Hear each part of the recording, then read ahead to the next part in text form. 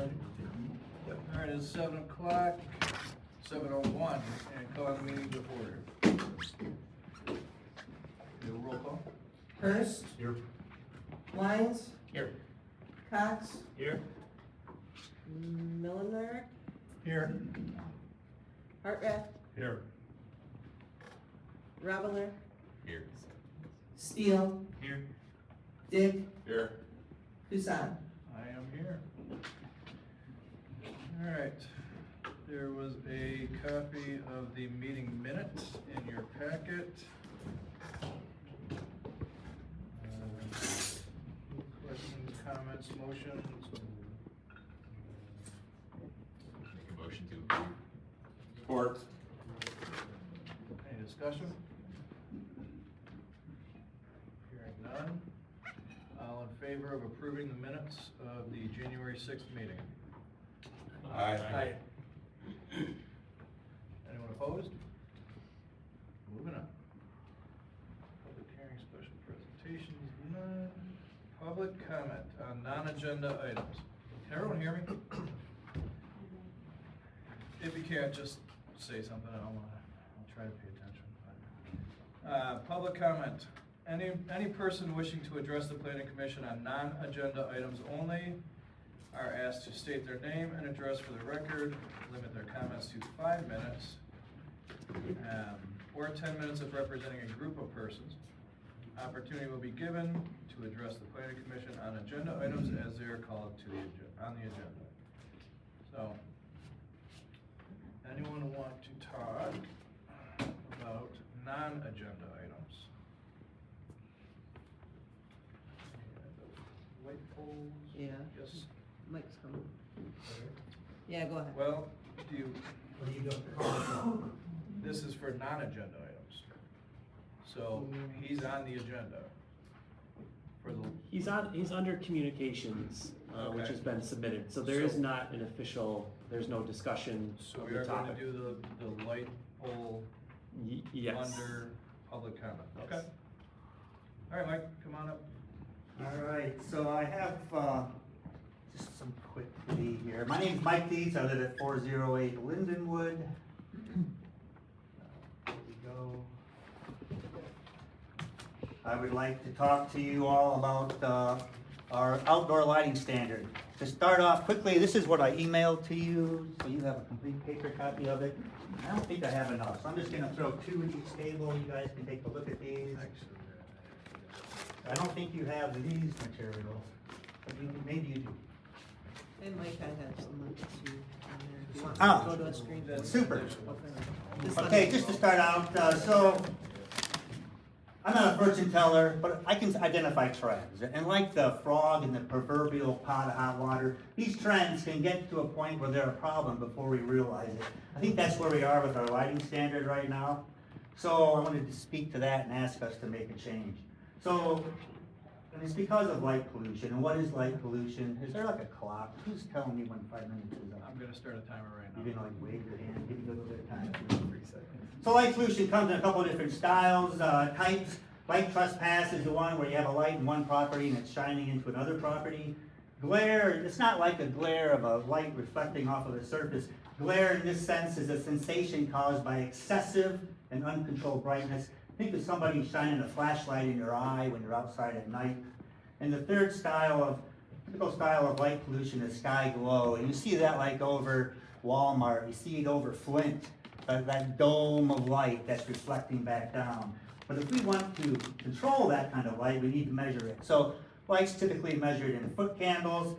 As an example, foot candles are, for a living room, are around 10 to 20. It's interesting to me that a full moon, which everybody can be outside in a full moon and see it pretty well, and you can even see shadows in a full moon. It's at 0.01 foot candles, almost none. So it's just a reflection of the marvel of our eye and how able it is to adapt to lighting and how little lighting we need to be able to see really well. The other measure of lighting is Kelvin, that color temperature. 3,000 is kind of a cutoff on that. Anything above that is considered cool white. Anything below that is soft or warm light. So why am I here? It's because we're all suffering from light pollution. Does light leak into your bedrooms at night? What you have to do is your blinds, we need to throw our mini blinds away and buy blackout blinds because of the street light in front of our house. Do lights partially blind you? Some of the street lights that are overly bright or misdirected, parking lot lights shining in your eyes. You ever get a ghost? Just the other night I had a ghost image from a light as I was driving down my street. And when was the last time anybody in here saw the Milky Way? I think it's been not since you were last in the UP. So is that really a problem? Well, I'm here to tell you that it is. Light pollution can disrupt sleep, it can lead to insomnia, and the sleep disruption and other physical impacts of light can start to affect mood, such as depression and anxiety. It also has safety impacts. Excessive lighting creates harsh shadows. And if you, with the bright light washing out the light, you can't see into the shadows, hence it's easier for people to hide in there. And that can lead to crashes, for example, if somebody were to step out of a dark shadow that you didn't see coming. And it's also a crime risk because somebody who wants to do something wrong can be hiding in those shadows too, and you can't see them with that bright light shining in your eye. There's impacts to nature, like bird migration, pollinators flocking to the light instead of the flowers. Cool light is specifically an issue because the wavelengths are shorter, so it scatters more in your eye and causes those starburst and rainbow things you might see. I just thought a car coming at you with its bright lights on. It makes glare worse because the contrasts are bad, and it also makes sky glow worse. So where are we? This is the handout that I had there. If you have a Linden spec, looks like that. You can see that our ground illumination standard is 1.5 foot candles, which is good, but it says average. It doesn't say how to measure average. I don't know what that means. I could wander all over the city trying to develop what that average means. Also talks about fixtures that create horizontal glare shall not be approved. Doesn't really talk about what that means, what a properly designed fixture looks like, and what proper shielding looks like. So I'm kind of disappointed with what's in there right now. So I went to this, if you can find that. On my way to the gym one morning at 4:30, end of January, I wandered around the city with a light meter, and I saw that like at North Bridge Street, the tall lamps are like 2.6 foot candles at the lamp, one in the center of the street. So if I average them, they're out of compliance at 1.5. They're higher than that. If you want a really good example, go to Hickory Street. Their lamp's at 4.2, and it's a high Kelvin lamp. So that's just shining in everybody's windows in that part of the city. I'm disappointed for them to try to have to sleep in that. So we clearly have a street light issue. If I look at businesses, I can go down to Schultz Family Dentistry. They just put in a brand new light. The one that causes me to be here today, because I drive by it and it bothers me, is the one that ghosted me. Their lamp is at 10 foot candles. 10 foot candles is how bright the average living room is. So I don't know why they need to have the parking lot as bright as a living room. I don't know why Linden Dental has to be right behind it at 9 foot candles. But what surprises me the most, because it's brand new, had to go through the planning and approval process, is why is Beacon and Bridge at 50? 50 foot candles under that canopy. You know what runs at 50? Alpine runs at 50. I'm not talking about their parking lot either, I'm talking about inside. Time's up. I like to do one last minute. Yep, absolutely. So what I'm asking then, is I feel our current standard is insufficient. I feel our current standard is not well known, understood, or followed. I feel inexpensive bright LED lights are driving a harmful trend.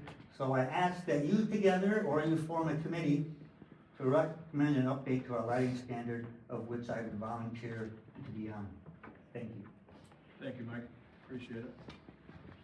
Very thorough packet and very nice presentation. Thank you, Mike. Since we're already on that subject, light poles and illumination, I believe it is a Judy Hunter.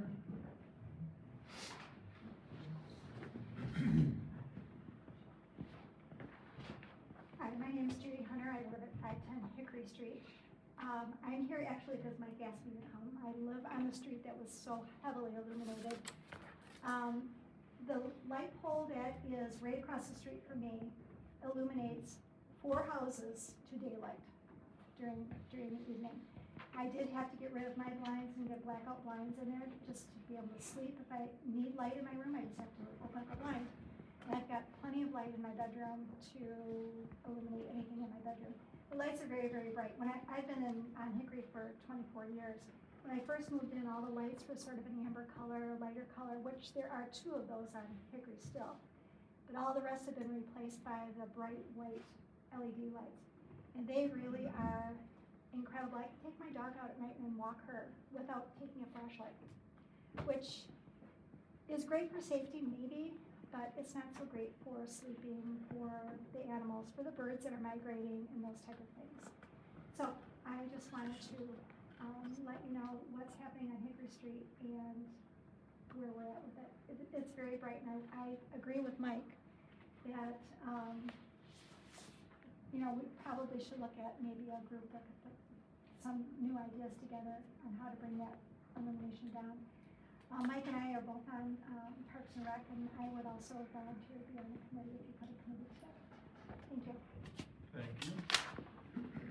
Appreciate your time and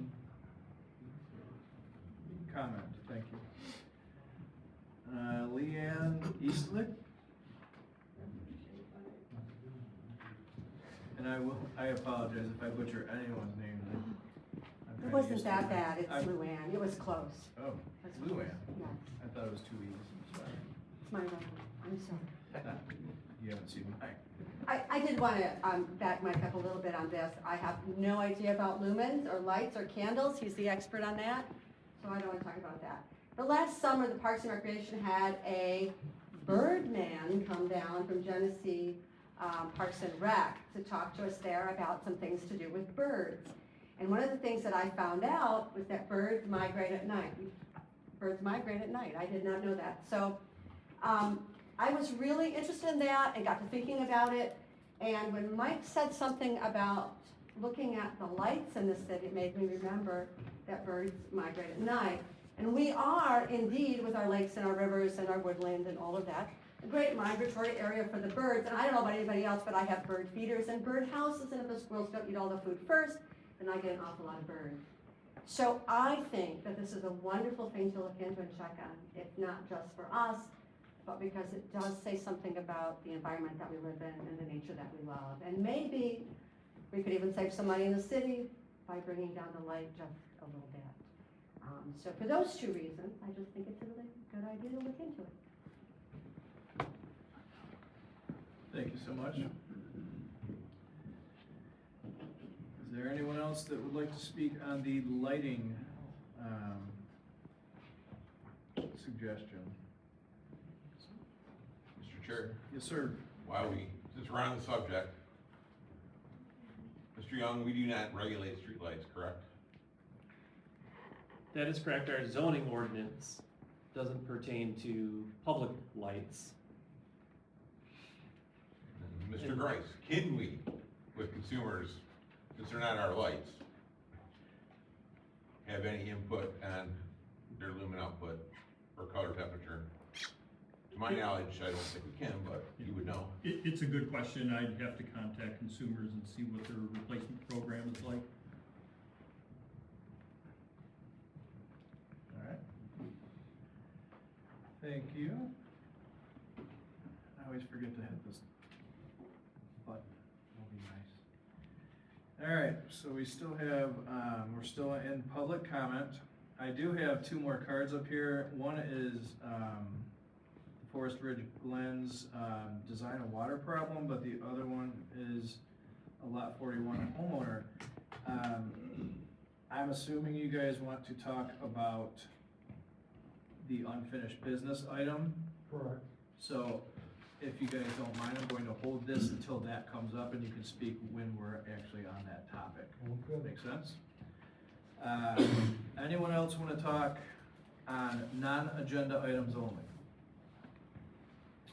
Seeing no one moving or acknowledging, we're going to move on to communications, which really we kind of just went through.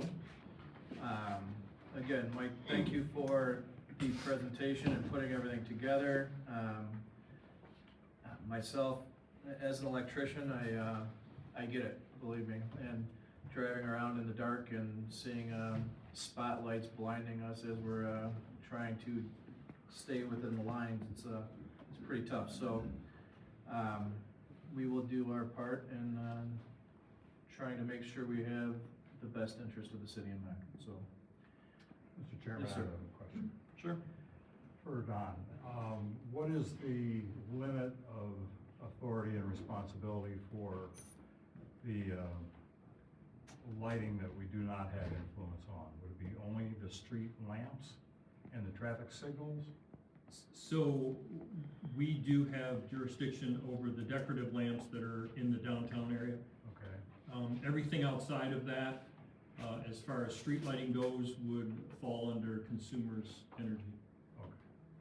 Thank you. Anything else on the lighting topic from the table? So the lighting code requirements do those pertain to businesses and other buildings in the city limits?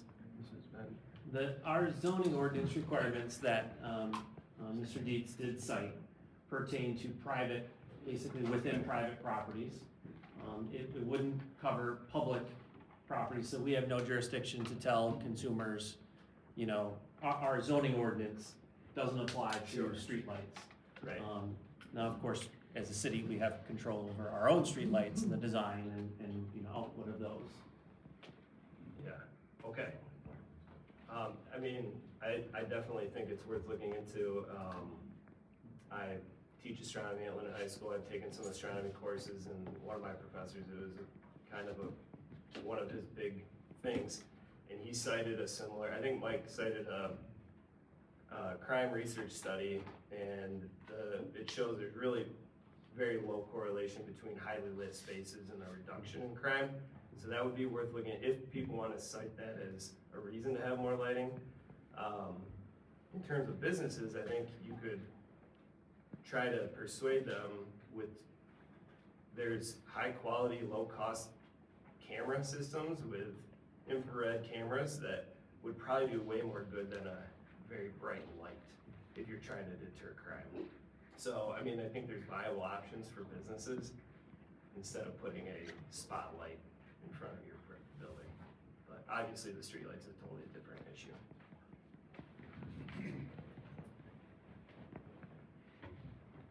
Anything else from the table? All right, we are moving on. Unfinished business, PC 07C-24. This is the Forest Ridge Estates revised PUD. Mr. Chairman, I'm going to excuse myself from the Planning Commission for the moment. I'm on the board, Association Board for Forest Ridge, and it's probably best to avoid any conflict of interest if I just sit back in the crowd for this. Understood, thank you.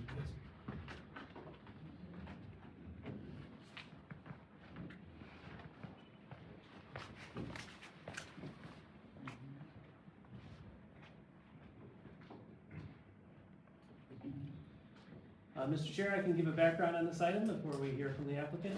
Sounds like a great idea. Okay, so this is a request to establish a single-family residential detached condominium development to be called Forest Ridge Estates.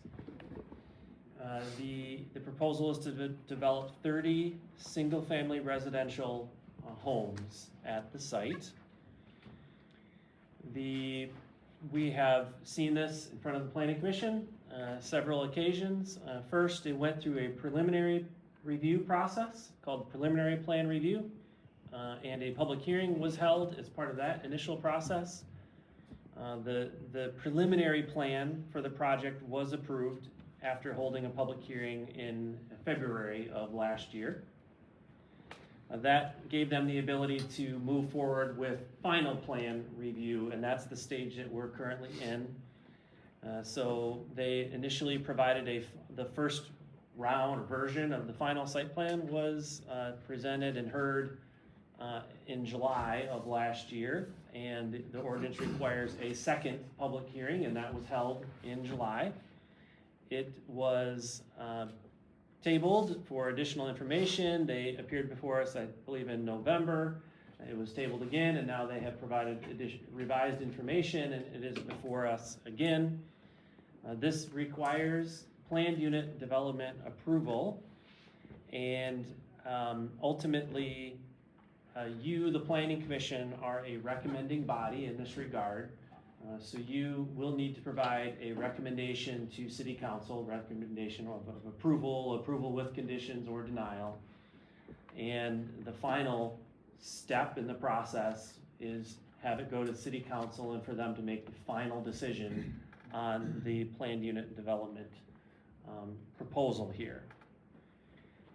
So with that said, that's a background. I don't know if we want to, I'll turn it back to you to, I suppose, hear from the applicant, and you do have an updated review letter from myself. You also have one from the city engineer. So whenever you'd like us to go through our findings, we can do that as well. So. Sure. Let's hear from the applicant first. I'm sure they're back there somewhere.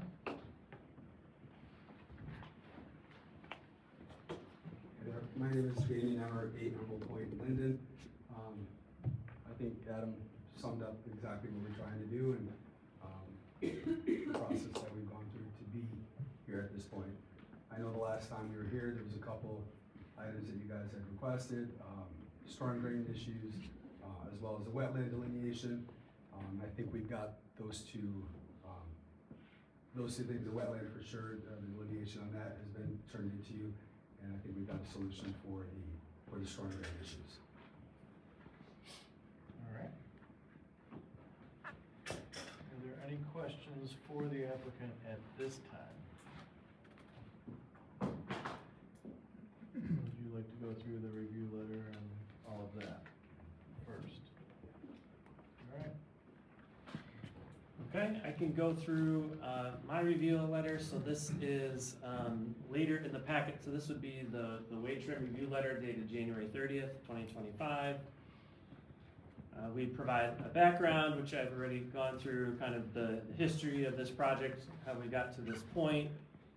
I do outline what all has been included in your packet. That includes an updated final site plan that was dated January 9th. That set includes a number of sheets, including revised sheets from the last time that we had seen it in November. They also did provide a revised draft of the condominium master deed and bylaws. They made changes that were requested actually by, I think, myself, the township engineer, and the city engineer and the city attorney all provided comments on the draft bylaws. Their attorney did provide a revised draft that does address the comments, including changes indicating that the roads within their condominium would remain private, not be turned over for public use. They provided the updated, the wetland delineation report as confirmed by Eagle, and they updated the site plan to include the revised delineation of regulated wetlands on the site.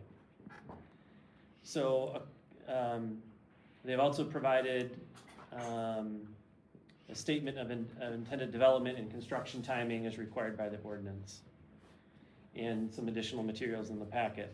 So really the one item that is kind of a change maybe from my last review letter at the time of November, we didn't have the Eagle delineation of the wetlands. So the one comment that I have, I just wanted to bring it to your attention, is that there are now some portions of regulated wetlands that extend into several of the proposed lots or units, as they're called in a condominium. They did provide on the plans a perspective, essentially a footprint of a single-family dwelling, and how they could be, how each of the proposed lots can accommodate a single-family dwelling. I would say that one particular lot, number 27, or unit number 27, as it's called, is pretty restricted in terms of the space to be able to accommodate while still meeting the setbacks. Now, they do show a home that is on the lot, but a lot of the remainder of that lot is wetland, regulated wetland. And so they do recognize on the site plan by adding the notes to the plan that indicate they understand that any encroachment into a regulated wetland would require Eagle permission or mitigation of some sort. So they recognize that. That's really the only change from my previous review letter. You know, I do note that a performance guarantee that would ensure the completion of improvements for the plan would need to be deposited ultimately. I've gone through kind of the standards for planned unit development review and approval. I do note that what they are showing does adhere to the requirements for planned unit developments as outlined in the zoning ordinance. This property is also what they're proposing to do, the 30 units kind of clustered with wetlands and open space to be preserved, is in line with what our master plan calls for in this area. And also it encourages projects like this that cluster in some ways smaller size lots in a smaller portion of the site while enabling open space to be preserved as part of that. And of course I do mention that this was approved in 2002 as a planned unit development with the same layout. And in fact, as we know, the roads were put in and even the underground infrastructure was put in. Even the leads to each of the units are in place there. So this would, in that sense, if the project was allowed to develop, it would kind of essentially complete a project that had been previously approved by the city. I do note that you are able to attach conditions or recommend to the council that they attach conditions as part of your approval of any planned unit development. Yeah, with that, the other thing I wanted to mention is that the applicant, between the time that you would provide a recommendation and the time that it would appear before the council, the applicant's attorney would need to prepare a planned unit development that kind of memorializes everything, essentially the package, the plans, the wetland delineation, the master deed and bylaws into one document that would need to be reviewed by the city attorney and ultimately approved as part of the approved planned unit development by council. So that's my review letter for you. If you have any questions for me, I'd be glad to try to answer them. All right. Thank you. All right, thank you. I always forget the mic. Anyone have anything they want to talk about? We also have the letter from the city engineer as well, so make sure to let him to cover his items too, All right, well, we can if you're do ready for that. We can do that now and then just ask all questions at the end. How about we do that? Sure. Dave Richmond from Rowe Professional Services. We have reviewed the revised site plans, and my main issues from the last review letter was stormwater drainage. That was the main concerns I had. The stormwater is collected on site through previously installed storm sewer system. It currently drains through and on into Forest Glen and into an ultimate outlet there into the river. The plans do show that there is a recorded easement for that detention basin, but I have not seen any mention of responsibility for maintaining the detention basin or the storm outlet.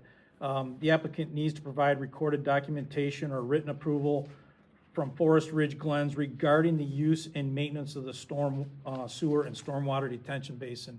And this is something that you would typically probably see in the master deed as to how maintenance is going to be divided up amongst the two entities for maintaining the storm system and the stormwater detention basin.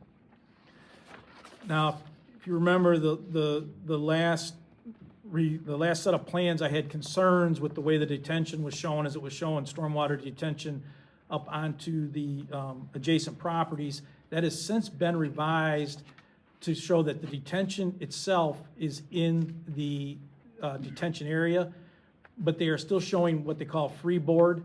Freeboard is the area between what's the required elevation for stormwater, and typically we have 1 foot of freeboard.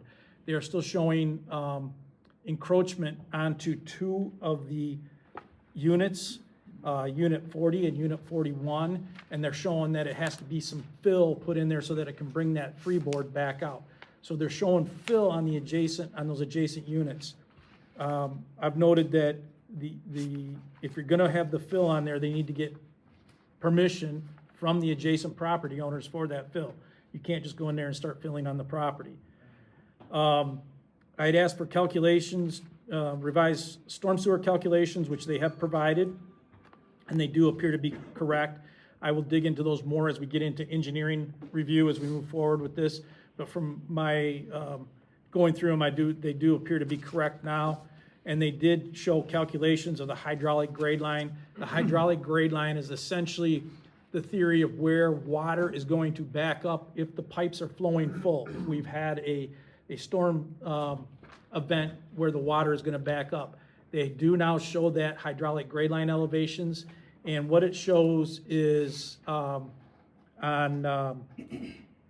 Andrea Court to Nicole Lane, that it starts to back up out of the catch basins.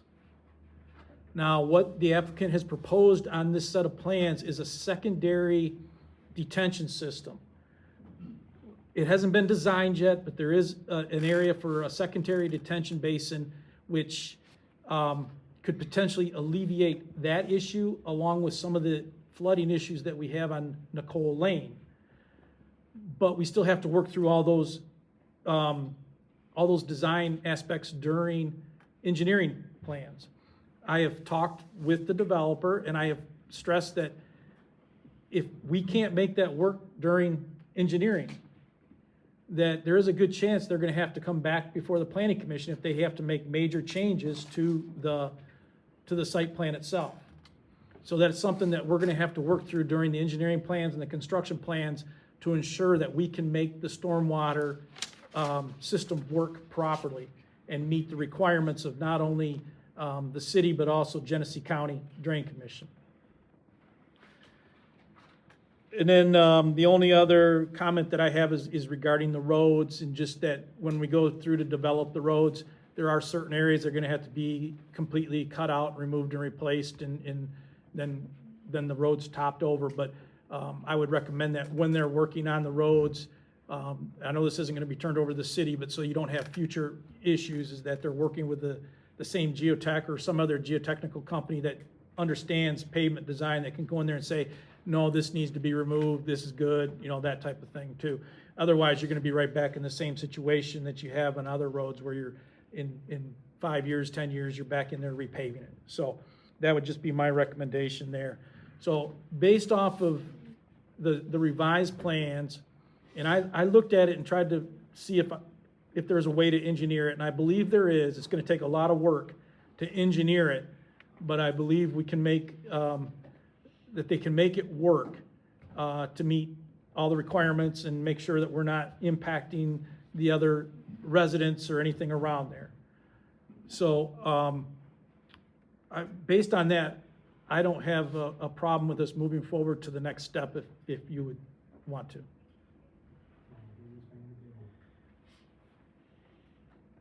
All right. Thank you, appreciate it.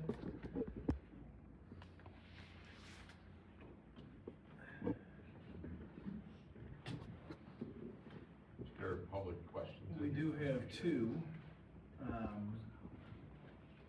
We should probably listen to that before anybody makes a motion. So, we have two public comments. Eric, Pouget, I'll just spell it so I don't get in trouble. Pouget, I should know that, French Canadian, I think. 276 Laura Lane, correct? Yes, Mr. Chairman. Yes. I would like to address the committee or the planning commission first, and during, halfway through my speech, Eric will come up and give his Okay. response to lot number 41. And you are John? I'm John. All right, John. Go ahead. I'm sure Eric has no problem with that. He just turned around, so.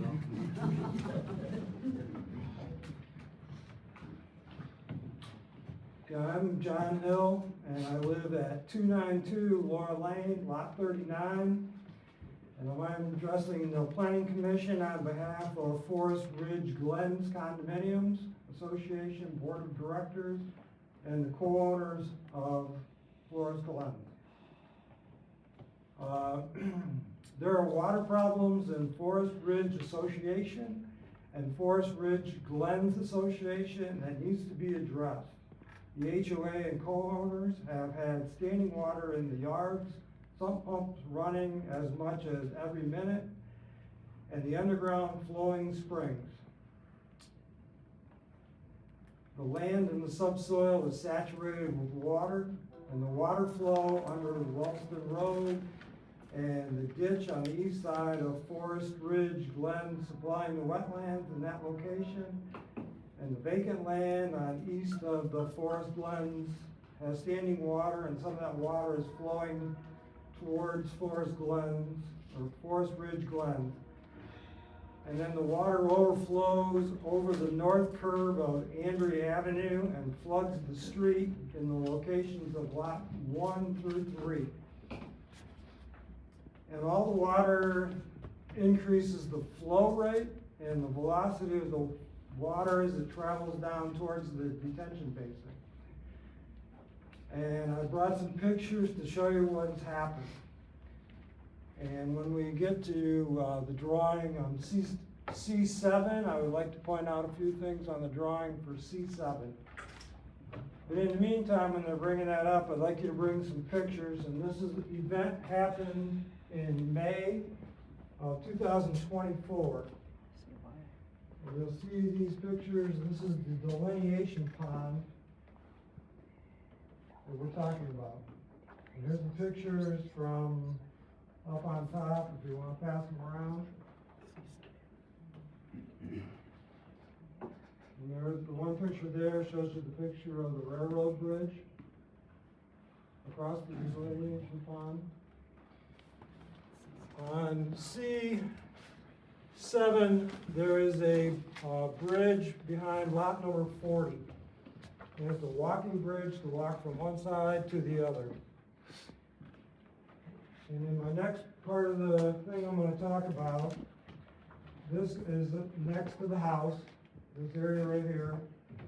And on this May rain event, and it was like 4 to 6 hour rain event, the water came all the way up past, and it's got the elevation lines. If you're out here 5 foot or some from the west end of the bridge, we're at 872 feet above sea level. And that was just with a 4 to 6 hour rain in the first couple weeks of May.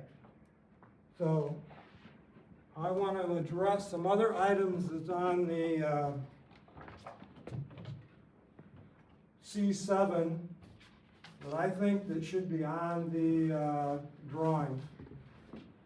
Because if we add that many more houses and that onto the drainage system, and I think, and David just said that the calculations are correct, but I don't know if all the water from the east side of the land to the east side, and if you go up to Ralston Road tomorrow, I think it's Larry Road or Laring Road. It crosses right there. I believe that some of the water is coming underneath that road, and if you look on the south side of that road, there's a ditch that runs down there. And then there, from that area, it runs south, or you go south. South, you can see a ditch there that's approximately 2 foot wide, about a foot deep, and it runs right to the wetlands. So it's pouring water in there and it runs right down the backside of, or the east side of Forest Ridge Glen. And it's filling it up faster than what I think is being calculated.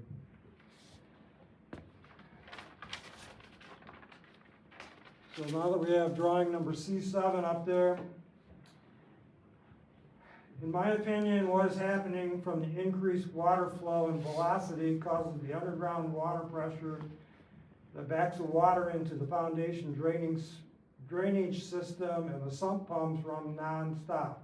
And mine does also, and I'm on lot number 39, it backs up to the delineation basement.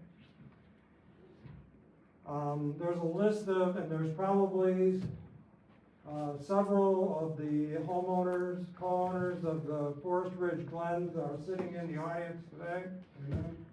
And a number of them all have the sump pumps that are running continuously, and if something happens, their basement will flood from the water coming down. And in the summertime, being I live right on the walls or the sides of the retention basin, water is seeping in all the way, and usually it'll be seeping in all through the summer. Even in the end of July, 1st of August, it's still running water in it. So there is a water problem.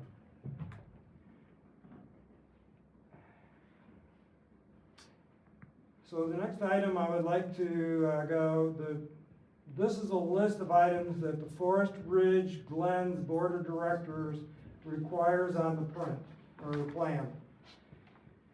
I want to note on C7 there's a berm, I believe it's called a berm on there, and I believe on the original plans it called for a 2-foot wide, and it was about 6 months ago, or back in July, that was issued that it should, or mentioned that it should be changed to a 10-foot. And I don't know if on the drawings, I don't think it's still listed at 10 foot.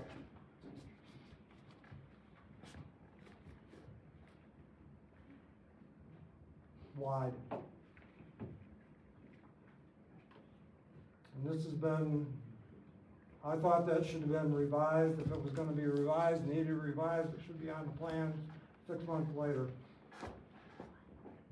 Second of all, we would like to require that at the north end of it, that it will be at 875 height-wise, because Forest Ridge Glens doesn't own the property on the other side of it, and we don't want the water running out of the detention basin into somebody else's property.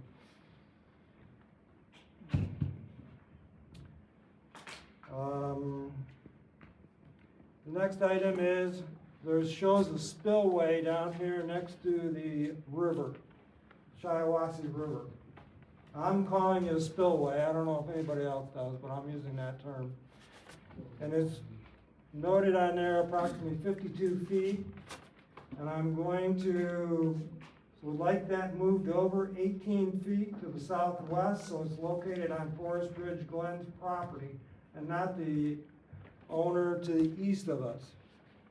If you look at, there's a marker there, a land monument for the survey stake, and that's owned by the property to the east of us.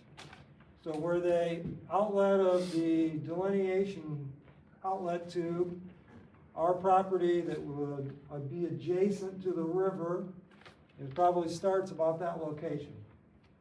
Now, if this happens to be 17 feet, 18 feet, or 20 feet, I don't care, but it needs to be moved over.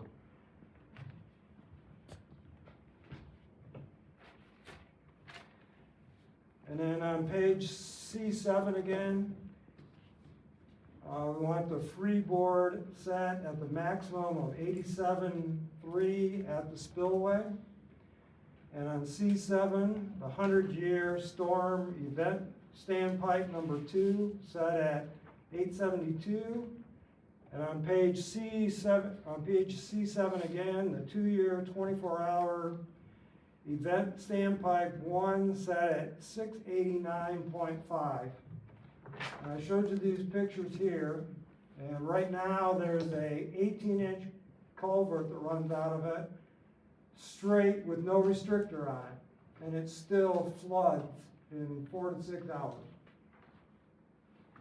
So this is why I want these changes made on the drawings. On C7, the connecting pipe between the 2-year standpipe 1 and the 100-year standpipe 2 to be increased to 20 inches. And the restrictor control T size changed to 20 inches. And instead of being plugged on the bottom, I want both the top and the bottom left open in order to get the volume of water to flow out, so we don't flood.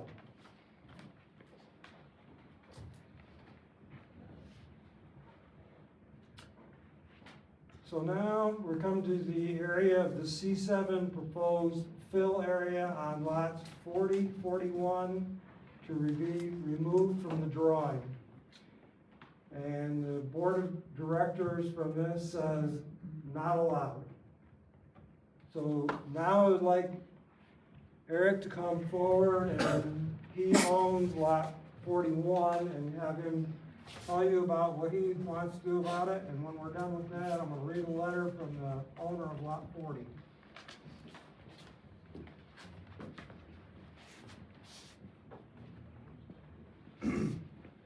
Guessing the name and address. Name and address, please. Eric Bouget, 276 Laura Lane. Yeah, I don't give permission for any fill dirt. I mean, we have a major water issue.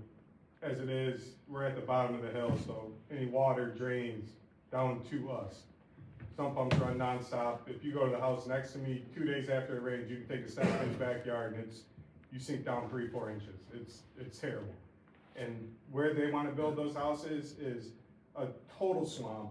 You can drive down there a week after it rains, and there's so much standing water over there. If they redirect it down towards us, it's gonna be a nightmare. I don't want my basement flooding.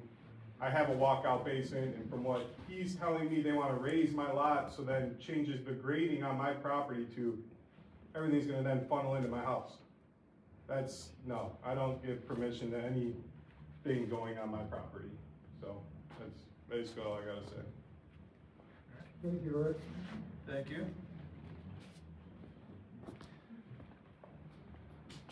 And now I'm gonna read a letter from Allison and Hutton White. And they live at 284 Laurel Lane, Linden, Michigan. This letter was put together on 1/31 of 2025, and it's addressed to the Dear City Planning Commission. We, Alice and Hutton White, residents at 284 Laurel Lane, Linden, Michigan, are writing to express our grave concerns regarding the proposed development project adjacent to our properties and its potential impact thereon. We formally request that the City of Linden reject the current stormwater management plan and submitted by the developer. The proposed development contemplates utilizing existing wastewater retention pond located adjacent to our property for stormwater drainage. The developer's proposed mitigation strategy involves the construction of a levee on the easement behind our property to contain the anticipated increase in stormwater volume.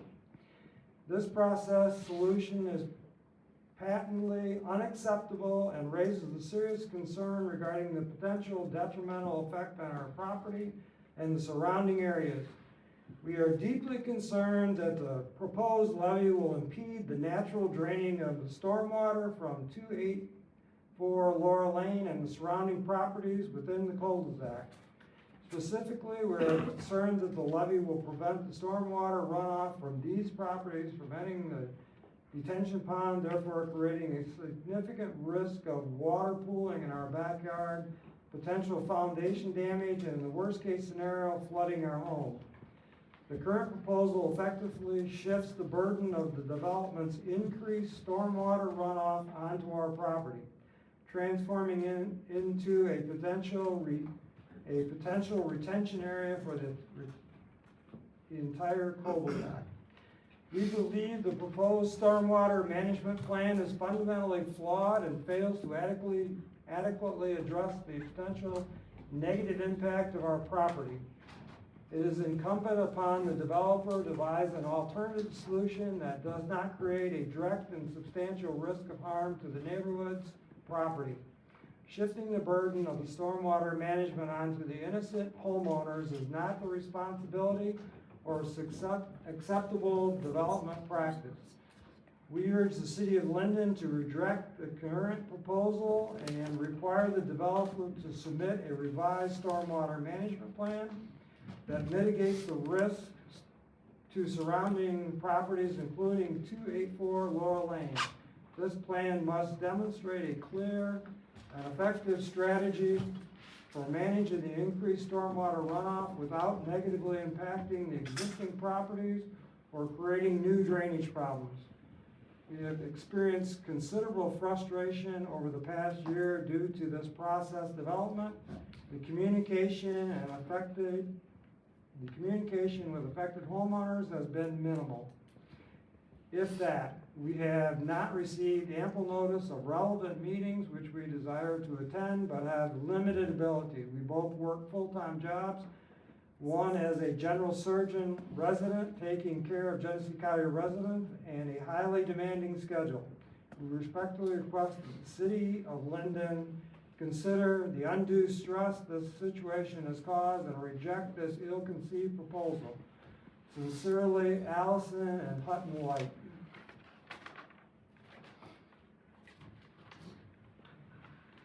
Some more of the other changes I would like to the plan. So can you go to page C4?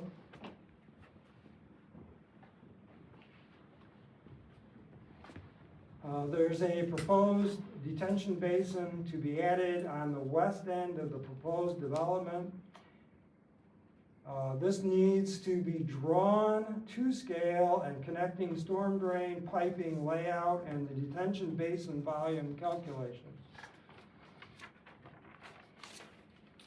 And on page C4, the storm sewer system piping and catch basins west of Lot 8 and north of the center line of Andrea Avenue to be removed from the existing storm sewer system, as well as an 18-inch connecting pipe.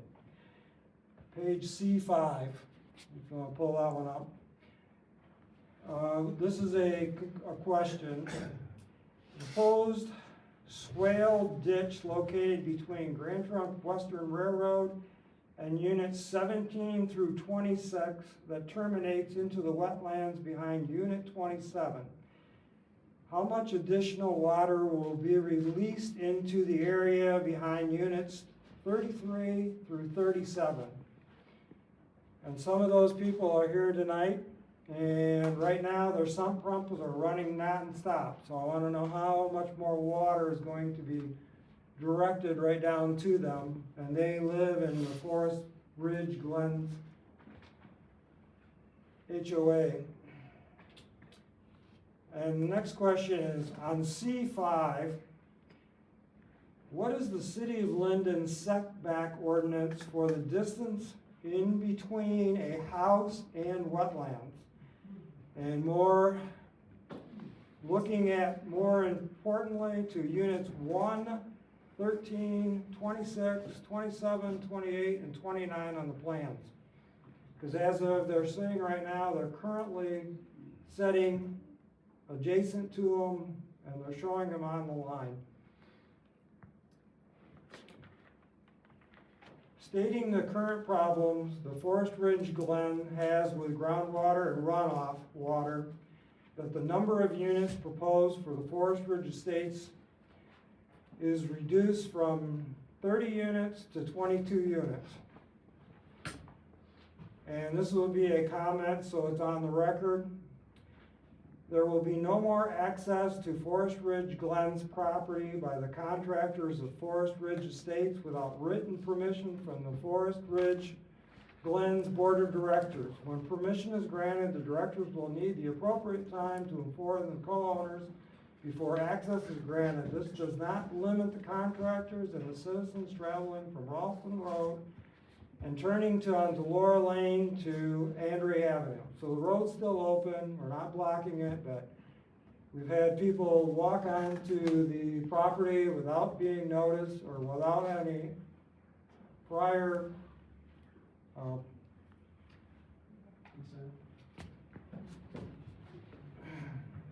so we're there, and then another comment, so it's on record because it was brought up by David Richmond in his letter. There is no written agreement between Forest Ridge Glens condominiums and Forest Ridge Estate condominiums regarding the use, maintenance of the storm sewer and stormwater detention basin. There is no written agreement between the above parties for cost sharing. The Board of Directors and the co-owners of Forest Ridge Glens are requesting that the Linden Planning Commission tables the Forest Ridge Estate revised final PUD plan review until items listed above have been remedied. Thank you. Thank you. Can you, submit that letter from Yeah. the residents, please? Thank you.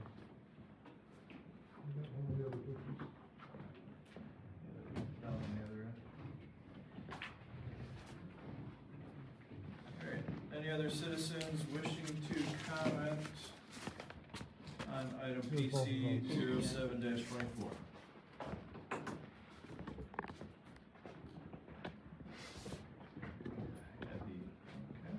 I'm calling again, I live at 157 Lower Lane, and I know they've been discussing the issues regarding the water retention and stuff, but my concern is that our roads, of course, you know, have to be redone because the second layer was never put on top. But once they're redone and our storm drains start to run properly, because the storm drain out in front of my home, no water goes down it whatsoever. So then you're also going to have those additional water issues to address, which we don't see now because the storm drains are not working properly. Thank you. Thank you.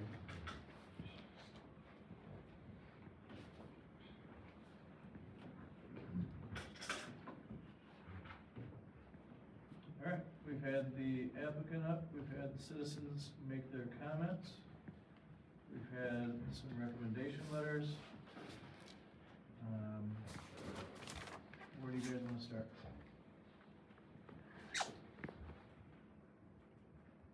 Mr. Chair, Yes, sir. if the CR engineer has any comments, comments that were just made.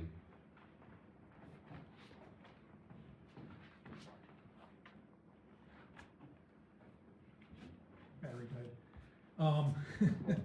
So I think part of what they're seeing now with some of the flooding issues and different issues with the pond is that pond needs to be cleaned out. Whether this development goes through or not, that pond needs to be cleaned out to properly function. I don't believe the storm outlet into the Shiawassee is functioning properly. So that's part of the issues that they may be seeing there. I also think that there's probably some high groundwater that's causing a lot of the issues with the sump pumps running, which, yes, if water is getting in the pond, it's probably where there's some higher groundwater too when it comes in there. But also, if that pond is properly cleaned and then they're reshaping it to size it and then putting in a new storm outlet, that's going to help some of those issues. Now, like I said before, there's still a lot of things that we have to work through when it comes to the engineering design. One being that secondary pond. We still have to work through how that is going to work. I have not seen any, they haven't given me any design as to how they think that is going to work right now. I have looked at it and think there is a way that we can possibly make it work, but there's going to be a lot of work and there's going to have to be some pipes redone in order to make it happen. It's not going to be that easy, but there is a way that it possibly can make that work and alleviate some of the flooding that you see on Nicole Lane and some of the other issues. But we still have to work through that when it comes to engineering plan review. This stage, we don't get into we look at it to make sure that the engineering can work, but we don't get into the actual finite element of the engineering itself. That comes after the approval through the city commission, if I'm not mistaken. That's not, this isn't the stage where we get into the real in-depth engineering of it. So, and that's where I've said that if it cannot be made to work during engineering, that they may end up having to come back to the planning commission with a completely different layout. So, you know, that's where I stand with a lot of this. I understand the frustration, but I also think that part of some of the flooding they may see in the rear yards or some of the other issues is because these lots are not graded off properly, so the water is not being directed to the stormwater system. It is flowing out into the rear yards or into the detention or into the wetland areas, which could be causing some of that additional flooding. But we won't know for sure until we see a detailed grading plan as well.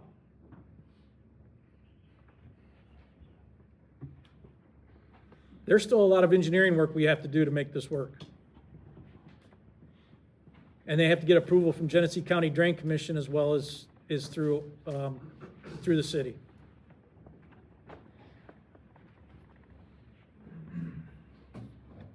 My concern is you have a lot of, again, ifs, maybes, despite might work kind of thing in there.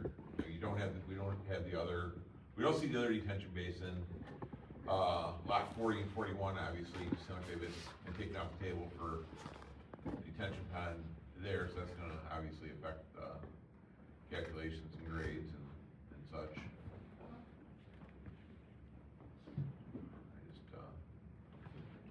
I have a question. So I understand that that's the normal process to do the engineering after the fact, but are we able to change that process for this circumstance? So that provides more assurance to people prior to us giving approval of that. I don't think they can do whatever they want to, right?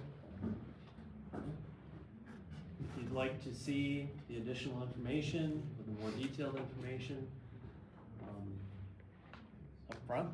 Yeah. I would make that motion. Mr. Chair? Yes, sir. I agree with that. I think I get in practical terms, like, it could just move ahead as it is, but the reality is you've got what'll eventually be two home developments with residents who are going to be coexisting in the same space, and I think anything that can be brought to the table and hammered out and brought to us as clearly as possible beforehand could potentially alleviate any bad blood issues down the road. Because I can empathize with the folks that are concerned about potential flooding, and I think more information would be helpful to have before making any decision. That would be my own opinion. Okay. Make my comment. I do empathize, I do understand the residents are going through some issues. I mean, we heard a lot about the road in the first couple meetings. The drainage issues came up more in the last few meetings. But I'm not sure that I have confidence that the Genesee County Drain Commission and David are gonna be able to either say yes, have a yes or no answer, before boots are on the ground and shovels are in the dirt. This has now been held up at the Planning Commission level for almost a year. I'm ready to put my faith into our engineers, and I do feel for the residents. If I lived in this sub, I would probably have some concerns as well. But as David pointed out, if things are not up to standard and up to their code, it comes right back. And the developer's willing to roll that dice and take that risk. And I don't know, I feel like it sat on our board for a substantial amount of time, and I would move to approve as is, with knowing, or if we want to add conditions, that some changes need to be made, but I don't know if it needs to come back before us. That's my opinion. Okay. Are there any other questions for the applicant, for the engineer, for Adam, anything like like that. That's what I've heard some ideas, but I still haven't heard a motion. So if you guys want to make an official motion and discuss, then I suggest that be our next step. And go from there. Any more comment from the audience allowed? No, we're not really discussing a motion right now, correct? No, yeah. We're not discussing a motion, we're not ready to vote. I would say yes, go ahead, come on up. I don't want this meeting to go past 9 p.m., but at the same time, I'd like to hear One what you have to say. minute, promise. Reed Johnson, 133 Laura Lane, Forest Ridge Glens. Comment about you're willing to take the trust of the experts on the Drain Commission with all these issues that John completely explained well here about the drainage, about the wetlands, about property that runs into the wetlands. My backyard is one of those, and a lot of our yards are in that area, and to put that risk on us and gamble with our property is not very fair, unfair. Thank you. Thank you.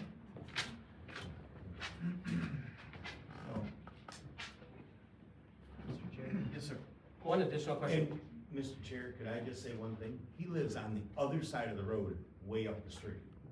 He lives nowhere near the retention pond. Okay, I appreciate it, thank you. I'm just saying. We definitely don't need to get into finger pointing, he lives here, she lives there, it doesn't matter to them. It matters to all of us as citizens of the community. We wanna treat everybody fairly and make sure we make the best possible decision for the community as a whole. That's our job. We're going to try to do it well. And we also have a job to do for the developer and the applicant. So we will take everybody's comments and opinion into consideration, but sometimes up here in the highly paid job that we're in, which is zero, we have to make difficult decisions that aren't going to make everybody happy. So that is what we do. And sometimes we get heat for it, sometimes people are happy with it, so that is what it is.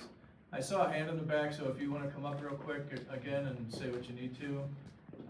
Again, I don't want to start going back and forth with dialogue, but go ahead. I just wanted to add a little bit. I mean, I'm hearing what's being said. I just wanted to kind of reiterate. If you can go to C7 real quick, that berm and that fill area, that will not that will not very well. We've run some preliminary numbers, and based on our numbers, and I know we've talked with Dave, we've spoken extensively. We're also talking with Genesee County. That fill area, that berm is no longer going to exist. If you toggle back to C5, please. If we're able to do this detention system, this other detention system,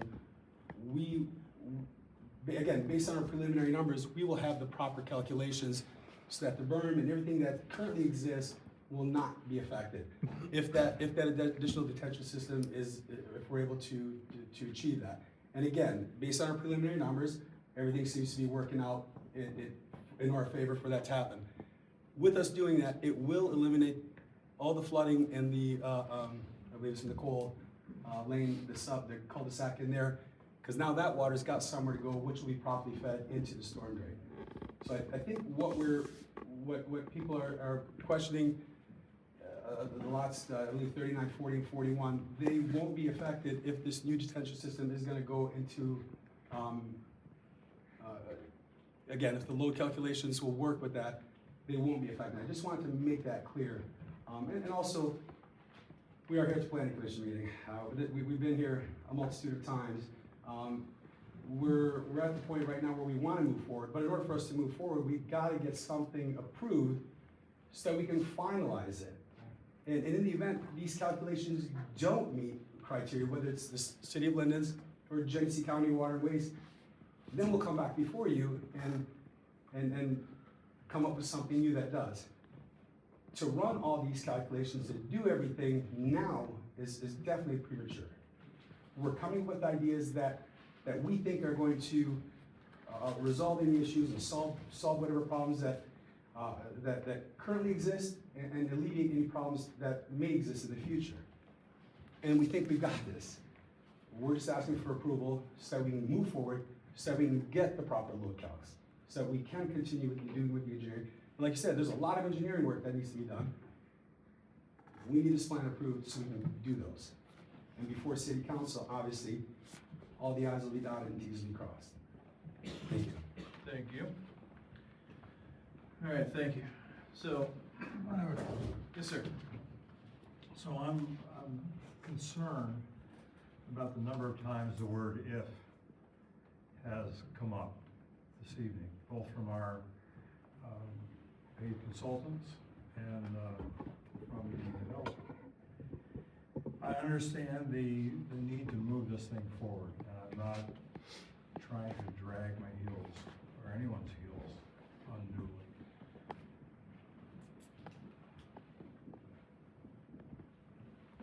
But there are some big ifs here. We're talking about people's life savings in their own homes. And I think that's quite serious. I'm not proposing an amendment here. I'm not describing one or proclaiming one. But I would be reluctant to vote for a movement to allow development that did not require a satisfactory resolution by our engineering consultants, which is, no one's arguing that needs to happen, to the satisfaction of both this commission and to the technical consultants we have, including the Department of Public Works. That's all. All right, thank you. So, back to the question that I have for you guys. Do you guys have a motion that you want to make? Do you have a suggestion on how we move forward? Like I was saying earlier, I would like to see the additional information to kind of assure people that these issues aren't going to be occurring. I understand that, normally things are done preliminary in this stage, but it seems like there's a lot of issues being raised, and I think that this is kind of makes sense to have that information for us to make a decision. I also believe Mr. Chair said it looks like, they need, Mr. Niemer needs signatures from the other party to use the detention pond and piping and such. So I don't think they're gonna get them until they see the actual engineering numbers. So I would agree, and I would support Cody's motion to postpone this until we have the engineering on that. Well, there isn't an official motion on the table. I would like to make that motion. I did state that earlier. Okay. I have one more question for the gentleman from Rowe.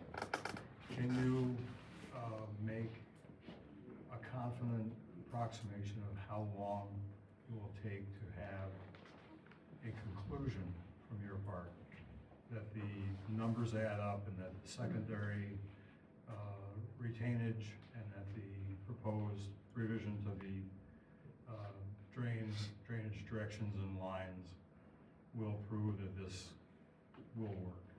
That's up to the applicant, how fast they can get us plans that I can review. I'm not designing, I don't design this for them, so it's how fast the applicant would be able to get plans designed and back to us for a chance to review. Fair point. Sir? It's kind of putting the cart before the horse. Again, typically we get site plan approval and then we finalize everything. So you guys are asking us to change something. Again, the norm is we get final site plan approval, then we can go to the county and the state and everybody else and finalize everything else. You guys have to get the letters from them anyway in order for us to get building permits. So it's kind of, you guys got the final say so. But we need this to go to the next step, so we can get the letters from the county, get approvals from the county surface water. You cannot approve it with flooding issues in question. So we can put a contingent upon that, but I need site plan approval to move forward. Again, City of Linden rules, there's one ordinance. So, You can ask. so again, kind of in a typical, I guess, what does the next go around of this look like? Like, I mean, how specific do we need to get in order to satisfy? I don't know, I'm confused, like, where does this merry-go-round end, I guess? I'm not a stormwater retention specialist, so the numbers won't mean anything to me. So typically, if, when we see the plans, the information they gave us would have been sufficient if we were able to keep the stormwater out of the other people's property. So the idea of putting in the secondary basin is there, but there's no design for that right now to understand how that's going to work. Okay, so what can happen is if they move into the next phase to engineering, then they have to go through and completely engineer that. They have to show that the storm system is going to drain properly, that there's enough storage and that the detention system is going to work properly. Right. And that's not only me, they have to satisfy, they also have to satisfy Genesee County Drain Commissioner with that as well. You know, when we do the engineering plans, I'm gonna wanna see a little bit more detailed grading on some of the lots to ensure that the water is draining in the proper manner, you know? Where in here, we're not gonna necessarily see that. We don't get into that type of detail with the preliminary. But that's the big thing is understanding how this, if there wasn't this opportunity to have like a secondary detention basin in there, then I would still be against approving this because there's issues with it being on adjacent properties. But with this secondary detention basin, there is that possibility. Like I said, I'm not engineering this for them. I looked at it to see if it's possible if I was doing it, and I think there is a way to make it work. But I don't think the applicant wants to pay me, along with his engineer, to go in and design it in this stage of the game, right? But that's typically how it would work. So a very simple question. So if we were to approve the site plan tonight and you guys are working on engineering, if there were significant issues or risk of flooding either existing lots or new lots, is that something that could just keep getting pushed through, or would there be some catch-alls and stops in place to make sure that it doesn't just get built with serious stormwater issues? I'm not gonna approve it if there's serious stormwater issues. And that approval would happen after we approve here at this point? Correct. It'd be during the engineering plan approval. Okay. And same thing with Genesee County, is they're not gonna approve it unless they're confident that the stormwater outlet works, and they are the ones that have the jurisdiction over the stormwater outlet. Mr. Chairman, if you look at those site plan drawings now, on C7 and C8, the storm detention basin calculations are all on there right now. So there should be, if we're gonna put a second one in, it should be on the plans. Excuse me, Mr. Chair. Yes, sir. If I could, just to elaborate on what we've heard, you know, there's really two trains of thought that I've heard. One is to perhaps approve it tonight, subject to the conditions, and the other is to wait. I assume all of you know, but what a conditional approval is it does not give the green light to put a shovel in the ground. Conditional approval simply means that you are allowing them to take the next step. And we've heard here tonight there are a number of steps that are going to have to be taken. So if you were to approve it to tonight, based on conditions, and in the letters that I've seen, they are making those recommendations, at least that there be conditions attached. Then I think that there wouldn't be an issue there. Mr. Chair? Yes. I think there's also a conflation too of the two parts of this issue too. There's, at the root of it, there's really no way, or at least there hasn't been determined a way to identify what, with absolute certainty, is causing their water issues and what role this new development will play in potentially those water issues. One of my concerns is, or thoughts is, so there is the possibility that you could determine, and the county could determine, the Drain Commission could determine that it meets all those requirements, but doesn't necessarily satisfy their requirements or their expectations. And it may, I guess what I'm asking is there a way to even identify, I guess I have two questions. One is, has this conversation between these parties been had outside of this environment in a friendly, good faith discussion as far as these concerns? That's one. And then second, is there even a way to identify, looking at some of these properties that understandably, I've lived in a house where my basement is flooded, and I get it, I genuinely do. But determining what the actual cause is, like you mentioned, Dave, that it's the possibly backed up and that pond needs to be cleaned out, drainage to the Shiawassee. Is there a way to even identify, like, this is causing this is causing this, or is it to some degree? I don't know if there's any real true way to determine anything, because it could be a combination of a lot of different things that are affecting everything out there. It could be a natural high water table that's causing some of these issues. It could be the way certain things are graded now. There's so many different issues out there, existing issues that may not be contributed as part of this development, that I don't know, it would be, you'd have to end up going through and doing an examination of this whole area here to try to determine what's causing every single thing out there. So it is possible that it could pass approval through your standards, the counties, and be done completely properly, and potentially they still have water issues that are independent of anything to do with this project. Very likely. It's hard to say. Right. It's hard to say, but very likely.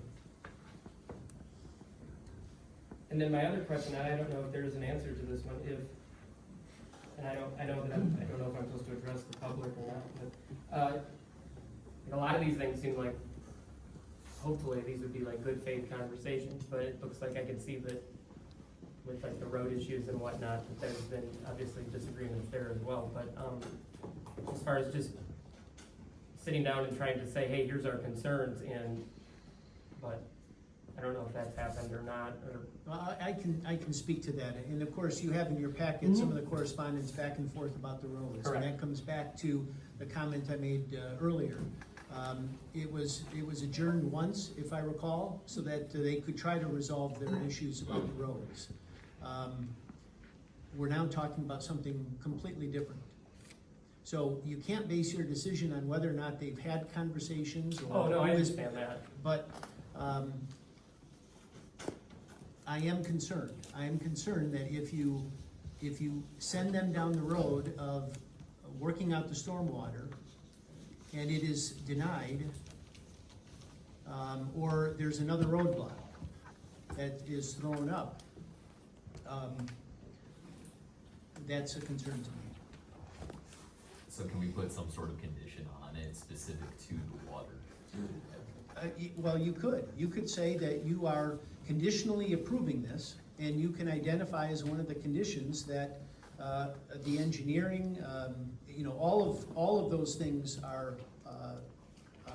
approved. They're going to have to get approval from the county.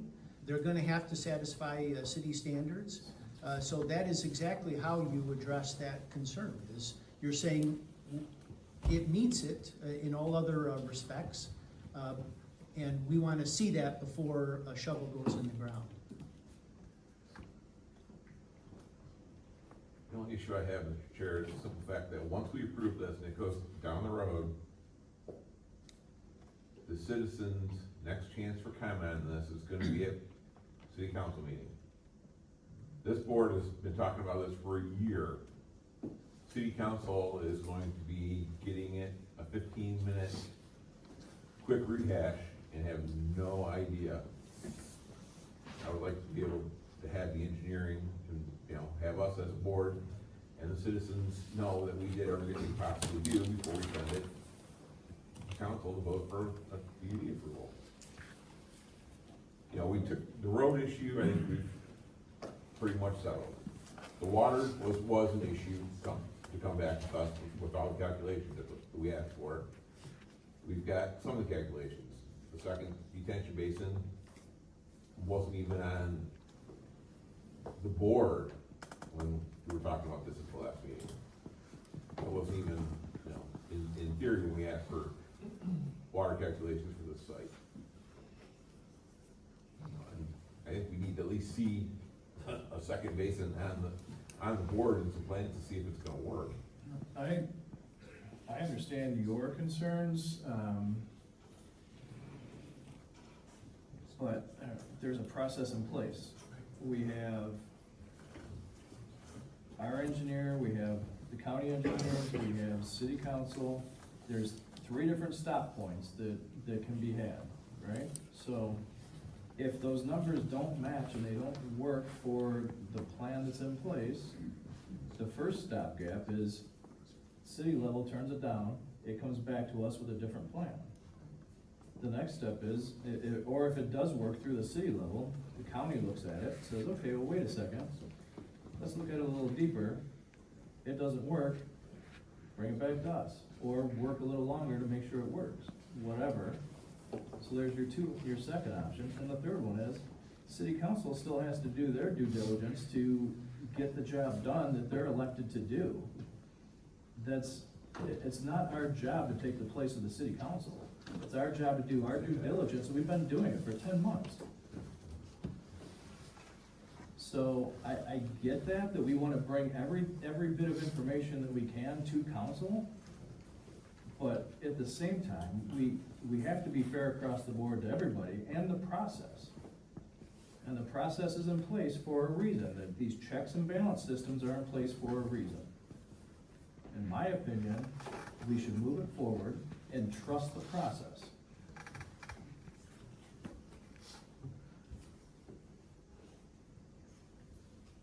Any other discussion or a motion? You've had a motion made and supported.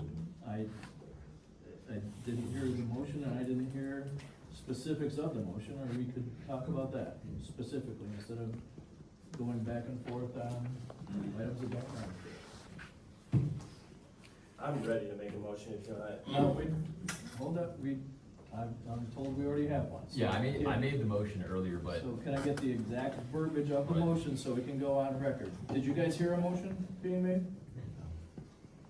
Do you have a motion? There was discussion of it on both Okay, sides. I just wanna make sure that I'm not messing up. I think it's fair to ask for clarification on the motion. Yeah, that right. you said. I didn't state specifics on the motion. I Okay, just wanted so, more well, that's- questions about if we could Okay. do some sort of conditional thing. Yeah, absolutely, conditions are allowed, and they will have to follow the letter of the conditions as long as they're lawful.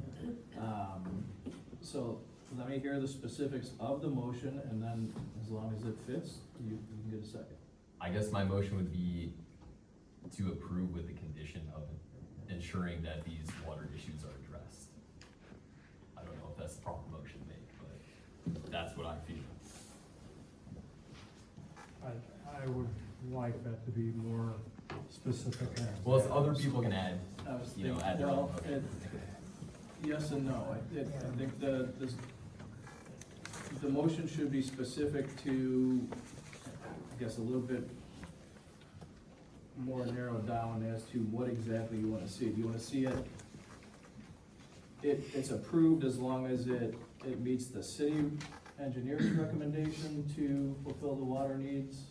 or Right, yeah, I would, county, or? yes, I would like it to follow the proper process and get approved by the engineers as needed. If there's an issue, it should come back to us for approval. Mr. Chair, Sir. I could offer a couple things. If you want to, in the packet on the staff report for this item, Okay. there's a recommended motion, so this would be verbiage of the motion. And it's on the page. This is toward the beginning, this is before any of the site plans that This is like- are associated with this request, so the staff report there. Yeah. Take it Yep. down. So that's the recommended language to use in a motion. This would be either if your motion is to approve with conditions, or to, this would be recommend approval with conditions, or recommend denial. So that verbiage is what we would suggest that you include. And then, as you can see, there is suggested approval conditions in there already. And I would say the only difference is that if it's a postponing motion, then it can be simply a motion to postpone with specific reasons for what information you would like to see. So if I can just share what the recommended motion is. Sure, absolutely. You can see that the very last item is additional conditions that you might add to it. But the motion here maybe already includes a condition that is exactly the one that you're looking at. So again, because the proposed Forest Ridge Estates single-family residential site condominium, and here's where I leave it blank, this would be either demonstrates compliance or does not demonstrate compliance with the criteria and standards set forth in particular sections of the zoning ordinance. I move to recommend either approval or denial of the final PUD plan to the city council. These conditions, so the first condition that we have suggested in the staff report is prior to authorization of construction, detailed engineering plans shall be submitted to the city and city engineer for review to ensure that the items noted in the row engineering review letter dated January 28, 2025 have been addressed. So I think that maybe speaks to the condition that you wanted in there. But additionally, we have additional recommended conditions that you might consider prior to authorization of construction, documentation that all applicable outside agency permits have been secured and shall be submitted to the city. So that would be any EGLE language, any Genesee County Drain Commission permits as well. Prior to authorization of construction, a performance guarantee shall be submitted to the city in accordance with section 154.027 to ensure completion of all improvements. The fourth one is related to the master deed, that a final draft of that is submitted and reviewed by the city and city attorney prior to recording, and then the fifth one is final recorded condominium document shall be supplied to the zoning administrator before the issuance of any permit for any dwelling. So those are our recommended conditions. I think specifically condition 1 and 2 would speak to your concern about the stormwater. Exactly what I'm saying. Yeah. So to formalize it, I would move to recommend approval with these conditions that are listed in here. Can I say it that way? You can. Yes. Yeah. And what specific numbers are you? Well, one through 5. 1 through 5? Mr. Chair, I'd like to add an amendment to that, to address some of the other issues that were from the past. All right.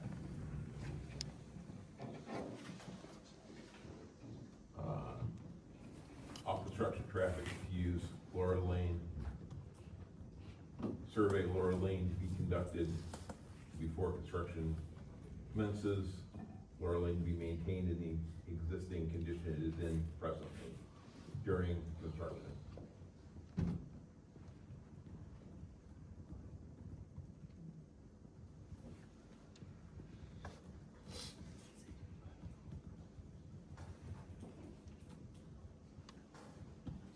drop in and out, it's for safety and welfare of the community.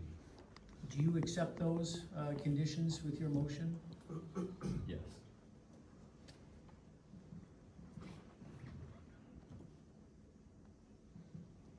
I take that to be your second, but you're asking that those. With those amendments, you are seconding his motion. So there's a motion on the floor, it has been seconded.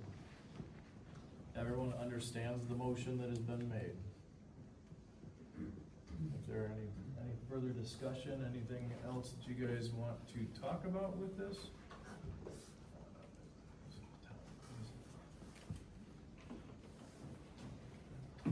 I have one last question for the gentleman from the road. Looking at these conditions, do you feel that that satisfies an owner's perspective to guarantee a learned review with required satisfaction at your end after they've done their engineering and submitted it between you and the Drain Commission?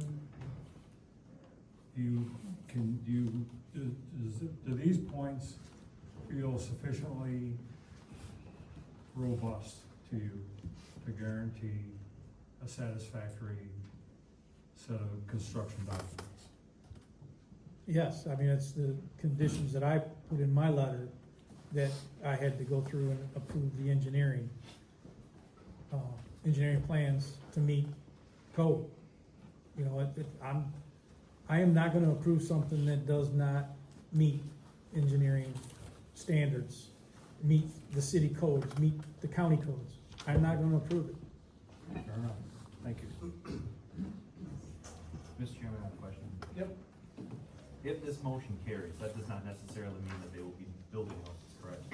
Correct. They still have to go through a bunch of other Yes. hoops, as you would call it, to move forward. This is just getting them in the next step to get more information on what they need to do with engineering projects, correct? Specifically, this motion was to recommend approval with those 8 conditions.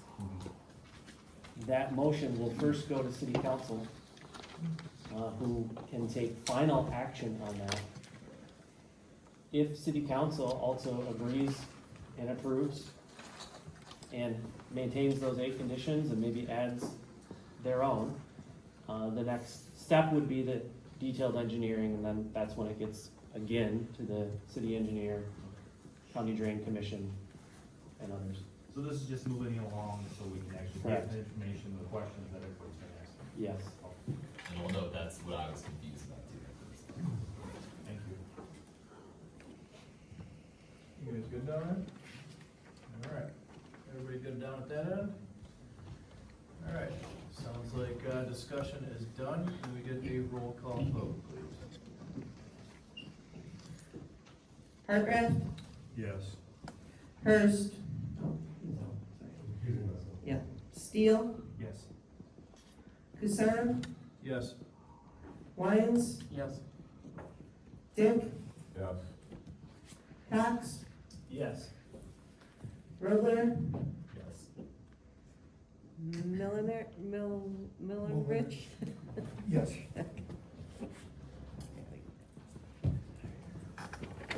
All right. Thank you all that were here for this topic. We look forward to you guys working some things out. Thank you. So, new business PC 04-25. This is the Linden Mill Building Improvement Site Plan Review.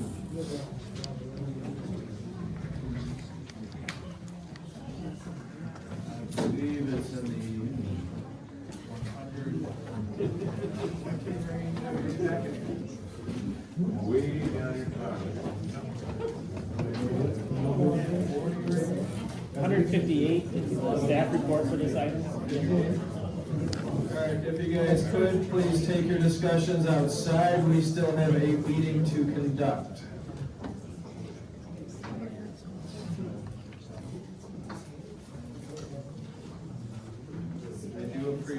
all of you attending. It's nice to see people wanting to get involved.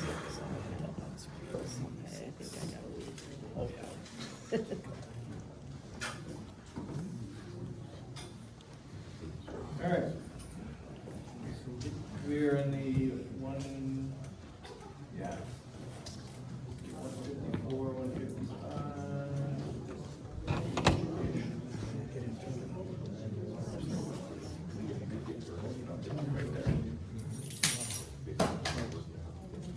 All right.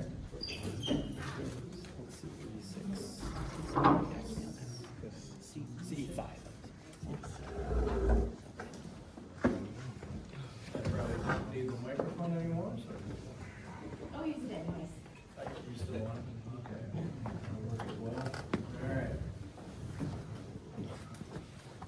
If you'd like, Mr. Chair, I can give a background on this item.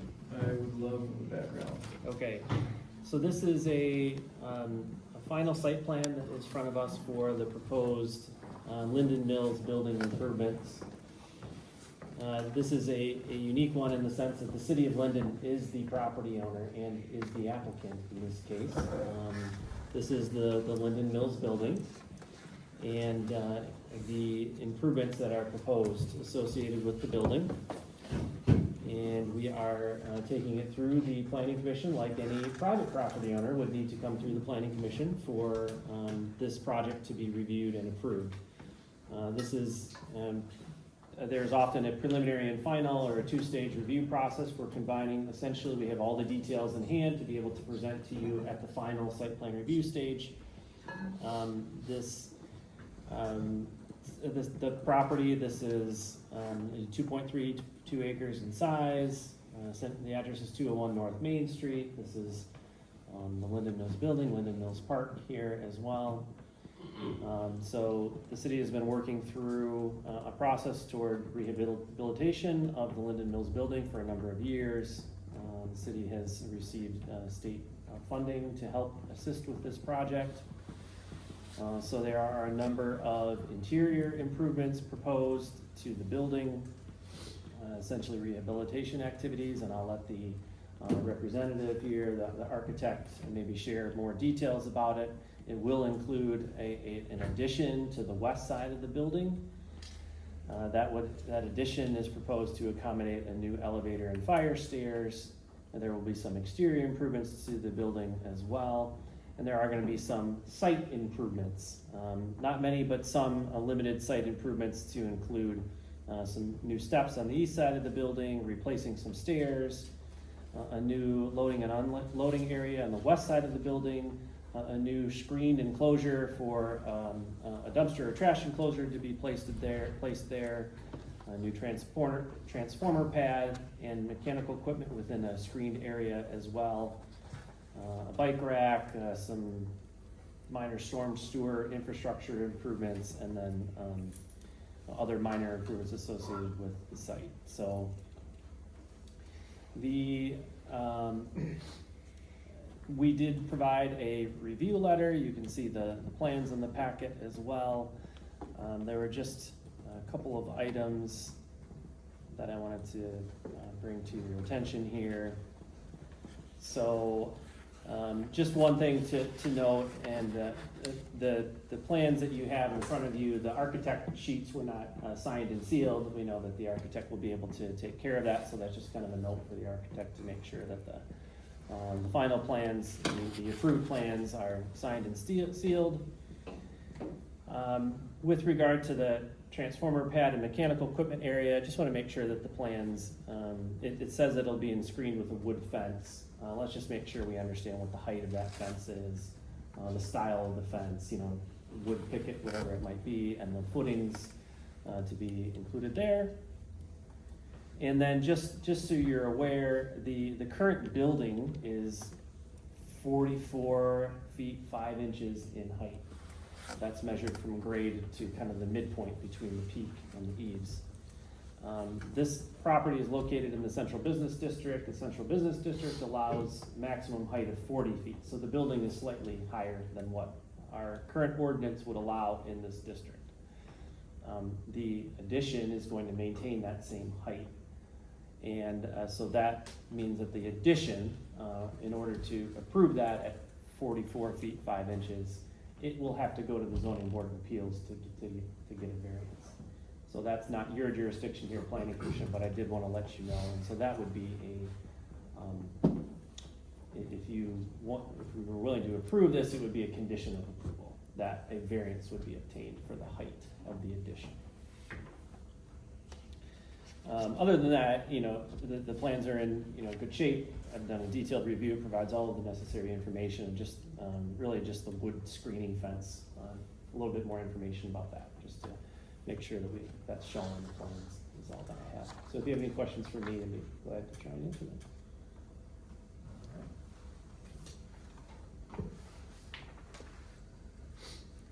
Who else really wants to talk about this? The architect's here. Hmm? The architect's here. The architect is here somewhere? Yep. Oh, there you are. Hello. Good evening, I'm Jackie Boyce with the City Architects. I've been on the mill project for 6 months now with the city and developing and studying a variety of different plans for it. So what you have before you tonight is where the proposal is at today, with the addition on the west, as Mr. Brennan explained, and matching the height of the existing building. We do have a couple of images I can pull up over here. Sure.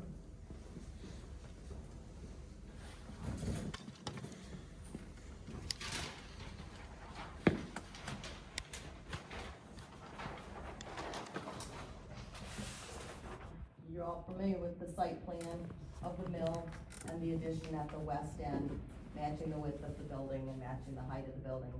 This lower area where you probably used to pull in to go to the council chambers, that is now the receiving area. And the porch has been extended, so we now have a second main entrance on the south side of the building at the upper grade level. Basically, the lower receiving area, again, is just for dumpster and for any type of mechanical equipment that we might place out there on emergency means egress. The addition is for, as was stated, an elevator and a second means of egress out of the building. So because those elements are contained in it, it is as tall as the existing building. So we've got the existing building in the foreground and then the addition at the west end of the building. So the elevator does require that we get up high enough to allow that to happen and to transfer between the historic building and the new addition. Are there any specific questions about it? It matches the existing mill building in terms of its exterior material appearance. It will be clad with clapboard like the old mill is, but it will not be wood. It will be a synthetic cementitious material that we use today. It will also contain the same asphalt shingles as on the rest of the building. The windows on the existing building are going to be replaced. They are not historic, and we will replace those windows, as well as have additional windows in the new expansion that will match that design and style. Doors around the building are not original to the building. They were put in the 1960s. Those will be replaced and matching what was put in the 1960s period. The existing handicap ramp will be reconstructed along with the porch and will match what's there today, as that also was put in that 1960s renovation period. The 2 bay windows on the building are not original to the building. They were also added in the 1960s, and those will be retained, and the windows will be updated in those as well. Any questions that you have about it? One question. You said something was not going to be wood, it's going to be some sort of composite. What was that, the addition? The addition, Okay. yes. Thank you. Anything else? All right. Thank you. We'll call you back up if we need you. Appreciate you being here and being patient. What else do we have? Site plan, lead review.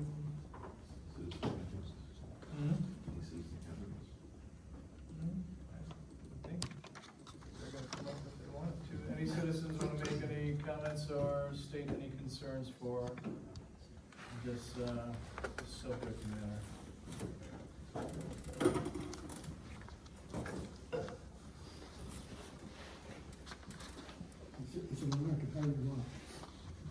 Just take your time.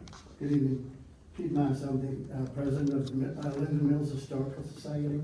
I've already spoke to the council, I've spoken to the other commission and committees, and you're the last ones on my list. Most of you understand my concern, I'm sure, is that we received our historic designation back in 1972, and we've been in that building for 50 years come June, and we've had our museum there, and it's very important to us that we keep the culture of Linden alive by having a museum in that building. If the library leaves, there goes more culture.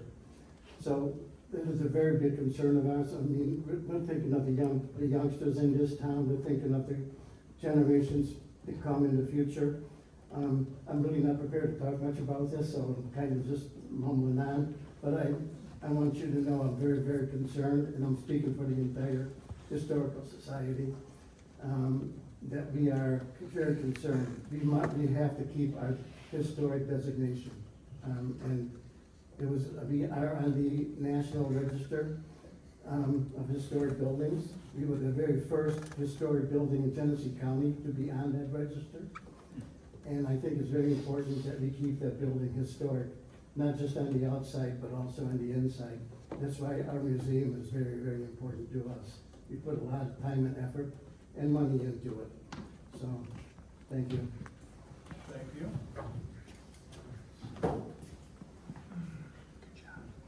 Any other citizen comments on the topic?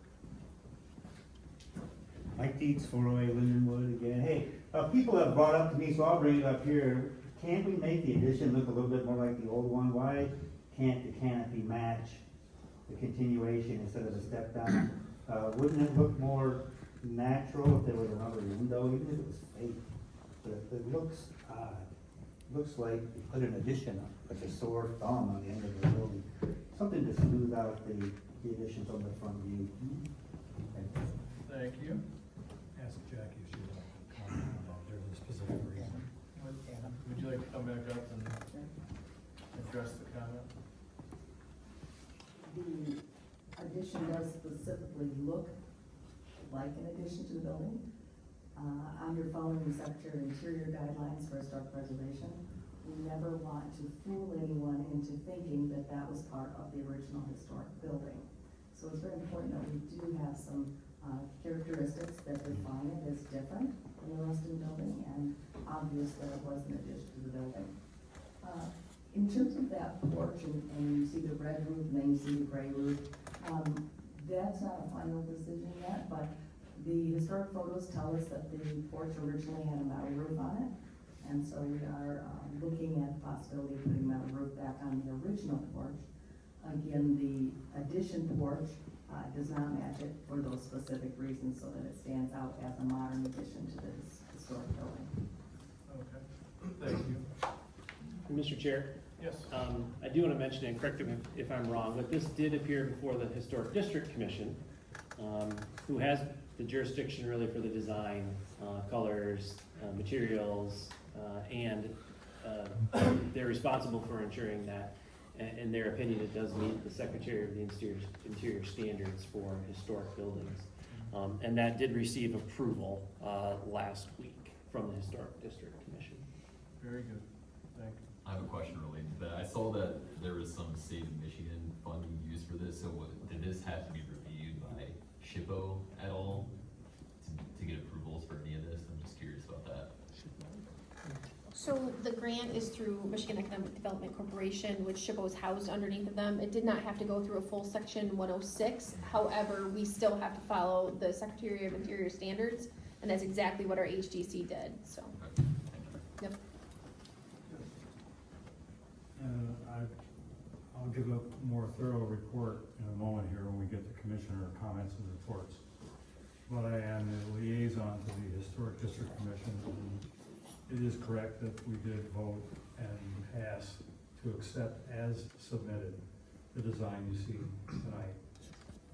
Regarding the roof step, the architect is absolutely correct that there are very specific and deliberate directions from the Secretary of the Interior Standards regarding separating in some manner, and there are various options for this, the addition to a building so that it doesn't look like it's simply been extended and made larger looking but entirely original.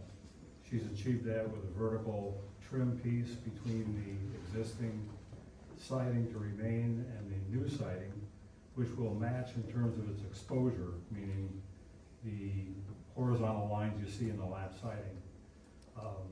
But that line will be interrupted by the vertical line. The business of having the roof at the top, the main roof, blend was a specific direction by the mill restoration committee, and also has very specific structural and operational requirements in order to clear the new elevator, which will provide ADA compliance all the way to the top floor. Sounds good, thank you. It was one of my concerns when, microphone. It was one of my concerns when I heard of the renovation was to keep the historic status of the mill building. What goes in that building and will be determined by the powers to be, and it's way above my pay grade, I know that, so. Is there anyone at this table that would like to make a motion? We do have a recommended motion in the staff report.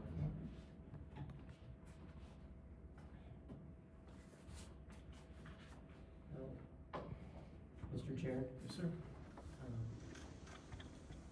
I'll move to approve the site plan contingent set on items 1 and 2 being addressed, and the drawings and variants being obtained from the zoning board of appeals, which is item 3 of the 3. That is on page. That is on 194 of Yep. our packet. 3, zoom in a little bit for our eyes. I'm sorry, not old, tired.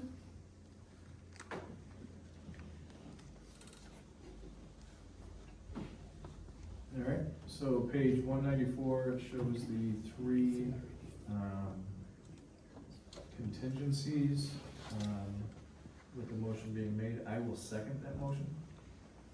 And is there any further discussion on this item? Yes, sir. I do have a question, and I'm not sure if this is the right place to ask, but do we know the cost of this renovation is the $4 million state money? You know, does that cover, what percentage of this renovation will that cover? Do we think we're gonna, I guess, I'm just looking to see what potential burden might fall on taxpayers down the road if, we overshoot the cost of this renovation. And like I said, I don't know if this is the right time and place to ask this. Yeah, I'll speak to that. That is an issue for city council. You're looking at just the planning aspects of it. Okay, thank you. That's where I was looking your way. So it goes back to the above my pay grade comment I made earlier. It's so I do think that they would probably make the best decision for the city's budget. So, but that's not for me to worry about. So there's been a motion. There's been a second. Any further discussion? Hearing none. Can we get a roll call, please? Robler, Yes. Hartranft, Yes. Kassan, Yes. Hurst, Yes. Dick, Yes. Milnerich. Yes. Wines, Yes. Cox, Yes. and Steele. Yes. All right, thank you, and I appreciate everyone in the audience be patient in getting here. Took a little time. So, I do have,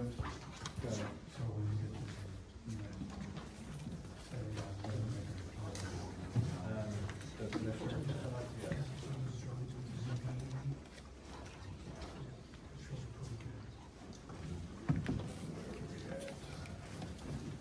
All right, PC 05-25, the review of planning commission ordinance and procedures.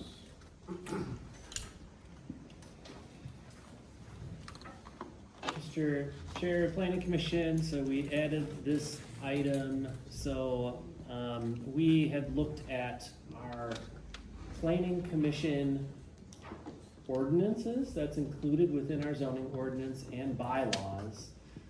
It has been some time since we've looked at the ordinance and bylaws. Just, looking at how the Planning Commission has kind of conducted business, kind of current practice, wanting to make sure or to see if there's any revisions that we need to make. And so we did find a number of items, and we've listed them out in the staff report. You can kind of clearly see the proposed items, to be modified here. For example, in the Planning Commission Establishment Ordinance, this is section 154.231 of the zoning ordinance. It deals with the membership of the Planning Commission. And so in this case, it's a change that happened to state law, the Planning Enabling Act, that deals with the legal term or the legal evidence that needs to be proven for misconduct in office or a reason why a planning commissioner might be removed from office. And the new legal standard is misfeasance, malfeasance, or nonfeasance, and that's just slightly different than the language that's included previously in our zoning ordinance. Another thing that's listed in the ordinance establishing the Planning Commission is the number of meetings that are to be held each year. So the Planning Enabling Act, that's the state law, says the Planning Commission shall hold not less than 4 regular meetings each year. The ordinance says that the Planning Commission shall hold at least 1 regular meeting each month. And as you know, we haven't done that because when we haven't had business, we haven't met. But certainly there's never been a time that we haven't had less than 4 meetings per year. So just to make that jive with current practice and to be consistent with state law, we're looking at a change there. Something also new to the Planning Enabling Act is that Planning Commission creates and adopts and submits to the council an annual report of its activities. We've been doing that for many years now, but we might as well include that in the ordinance. In the bylaws, there are a handful of items that need to be changed. Reference to an outdated state act is included in there. Related to officers and their duties. We, as you know, on the Planning Commission, we could allow a combination of the mayor and members of city council to serve on the Planning Commission. And since the Planning Enabling Act allows that, presently our bylaws just say that the mayor cannot be an officer of the Planning Commission, cannot be the chair, vice chair, or secretary. But we have council members potentially on the Planning Commission, so just revising the language to say the mayor or a council member. So items like that. Talking about the city planner as a staff position can help with preparation of the agenda. Election of officers. It says, the bylaws say that the election of officers occurs at the annual organizational meeting, which shall be the first Monday in January of each year. There may be a time when we don't meet in January, and so we always do that at the first meeting of the year. So that's something to correct there. And in the bylaws to specifically state again that we need to hold at least 4 regular meetings each year. However, when there's no business to be discussed, regular meetings may be canceled. And then finally, also in the zoning ordinance, this is just to kind of bring it in line with current practice, to ease burden and to reduce paper copies that are produced. So for any site plan that's submitted to us, we require, per the ordinance, 12 copies, 12 hard copies of the site plan. We provide hard copies to the planning commission by email now. So we only need really 3 copies, one that's our file copy essentially, and 2 that we have on hand in case people want to come and see the copy or for distribution, to internal departments. So not wanting to force people or applicants to submit 12 copies, we're proposing to reduce that to 3. So these changes to the bylaws can just be adopted by the planning commission. We're not asking you to make the change tonight.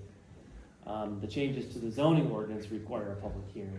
So if you're in agreement with these proposed changes, that at the next meeting we can have maybe some motions and ready, we can hold a public hearing on the zoning ordinance items. For the bylaws, we can actually have kind of, here's the steps that you would need to take to amend your bylaws. So if you're okay with this, we'll help you move to the next step.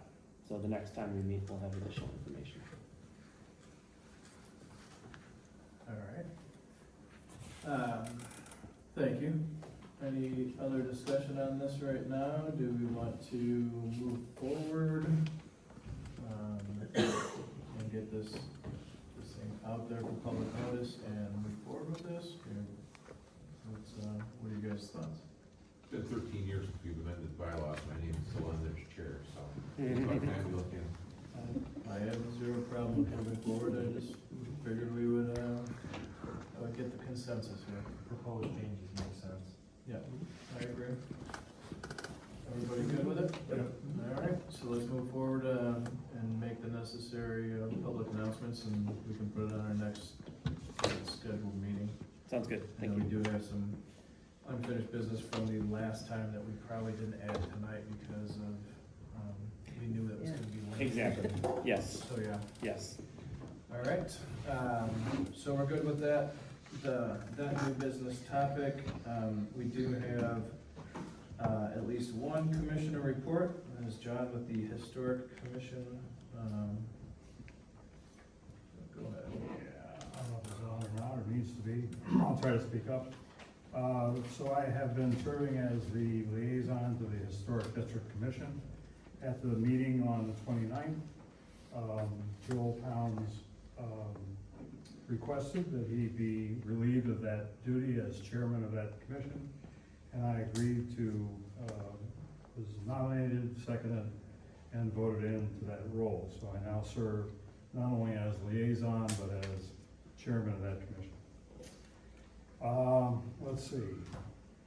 So we had one letter received from the public, from a citizen, regarding the plans that our architect showed. Let me say, before I say much else here, so my report is going to be brief and rather general. The actual minutes to that meeting have not yet been submitted for review, approval, and distribution. So I will refer you to them for more detail when they're available. But I will promise you that I'll do my best to be as accurate as possible.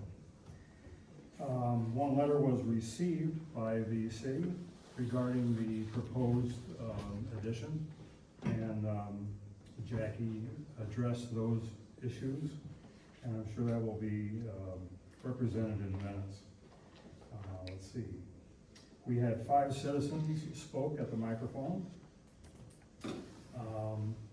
One of the points that was made several times, because it was so important, is that meeting was not to discuss the proposed use of the building. It was only the general configuration of the restoration and expansion, and we stuck to that responsibility. It was voted 4-1 to approve.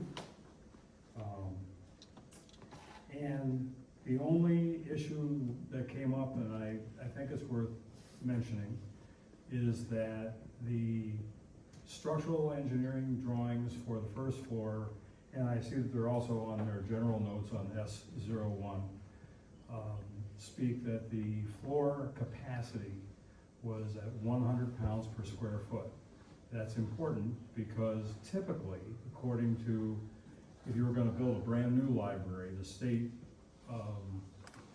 regulations, the state code, if it's as I recall, is 200 pounds for a library per square foot. And I asked the architect if that would be a determining factor to the library being restored to the first floor, if that decision is an option down the road.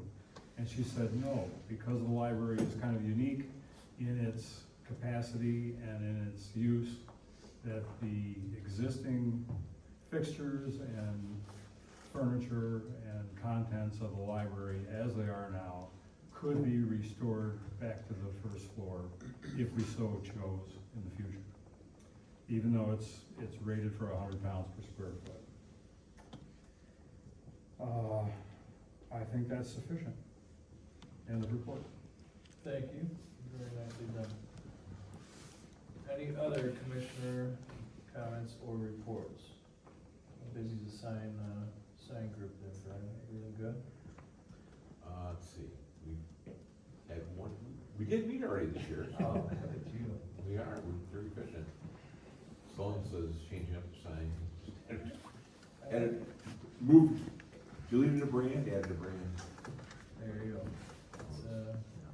I was going to say on about John's report that 5 citizens coming to that meeting, there must be something really big going on.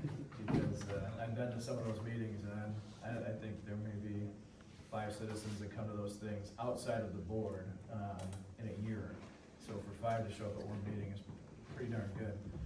All right, hearing nothing else from the commission, it is 9:13 and I will adjourn the meeting. Thank you all for attending.